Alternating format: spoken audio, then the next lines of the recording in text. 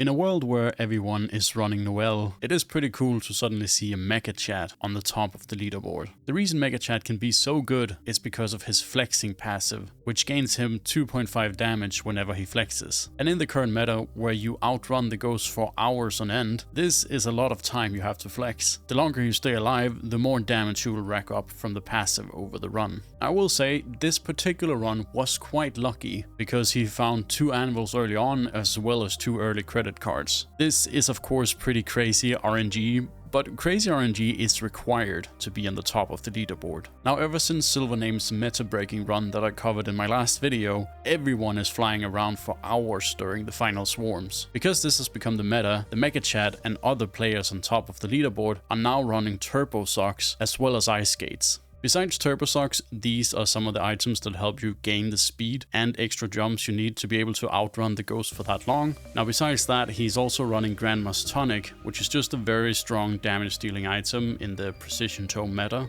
These toggles are of course not exclusive to Megachad. You will also see the other top runs in the leaderboard using the same items here. And another thing you will notice is that pretty much none of them are running soulharvester. I explained a bit why in my last video. The main takeaway was that it's really only a good item early on, but there's actually also another important reason as to why you should toggle it off if you're going for a run like this, because apparently this item gives you pretty significant lag spikes in the late game, which is of course less than ideal when your goal is to run around for as long as possible. And besides that, if you can get Kevin and Electric Block early on, that will deal a lot of burst damage that kind of makes up for not having a Soul Harvester, even though it is of course a lot more stressful to play with no HP. In terms of what items to banish, they haven't really changed much. I'll show you a quick list here on the screen of what items the top runs currently banishes. The one change that the Megachad chose here is to ban the credit card after getting 10 of them instead of banning the power gloves. This is a valid option, especially when you're running Grandma's Tonic. Late game, you would just much rather see a tonic over a credit card if you choose to run that. And if you're interested, I will just scroll through all the items here toggled on for this run. I won't be going into much detail about any of them because I feel like I already have covered that in my other videos. I just wanted to make a short update since I really like when people defies the meta and just becomes number 1 with a completely different character. So massive shout out to Nemiva for pulling that one off. I will say though that this current meta is not one I would personally try to get a record run in.